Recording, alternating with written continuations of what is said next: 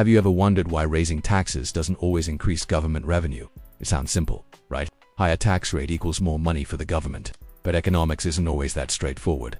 Today we're breaking down one of the most debated ideas in modern economics, the Laffer curve, and why it suggests that sometimes raising taxes can actually reduce total revenue. Welcome to Arc Digital, where we make complex ideas simple. The basic idea of the Laffer curve shows the relationship between tax rates and the amount of tax revenue a government collects. Here's the key concept. At a 0% tax rate, the government collects zero revenue. At a 100% tax rate, people would have no incentive to work or invest, so revenue would also be close to zero. That means somewhere between 0% and 100%. There must be a tax rate that maximizes revenue. Visually, the curve looks like a hill. As tax rates rise from zero, revenue increases up to a certain point. But beyond that peak, higher tax rates can actually shrink total revenue. Why? Because extremely high taxes may discourage working extra hours, starting businesses, investing, reporting income honestly.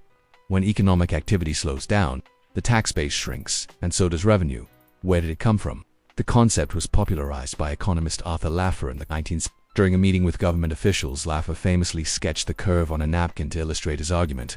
His point was simple. Both 0% and 100% tax rates generate little to no revenue, so there must be an optimal rate somewhere in between. But here's the catch. No one agrees exactly where that optimal point is. It depends on economic conditions, taxpayer behavior, and how sensitive people are to tax changes. Real-world examples, the Laffer curve became central to U.S. tax debates. In the 1980s, President Ronald Reagan reduced the top marginal tax rate from 70% to 50%. Supporters argued that these cuts stimulated economic growth and maintained strong revenue performance. Critics, however, point out that federal deficits increased significantly during that period.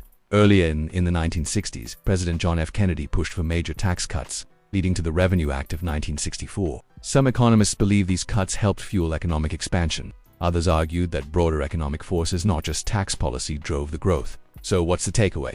The Laffer curve isn't a guaranteed formula. It's a theory, and applying it in real life is complicated. Why it's so debated, the biggest challenge is figuring out at what tax rate does revenue peak.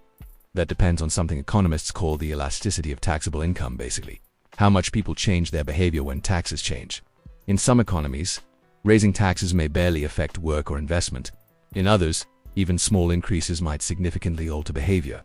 That's why policymakers must consider economic growth, employment levels, business confidence, cultural attitudes towards taxation. The Laffer curve reminds us that tax policy isn't just math. It is about human behavior. Conclusion, clear wrap-up. So here's the big idea. Higher taxes don't automatically mean higher revenue.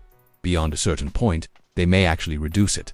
The challenge for governments is finding that balance, funding public services without discouraging economic activity. And that balance isn't one size fits all. If you found this breakdown helpful, hit the like button and subscribe to Arc Digital for more simple explanations of powerful economic ideas. Arc Digital, decode money, decode power. See you in the next video.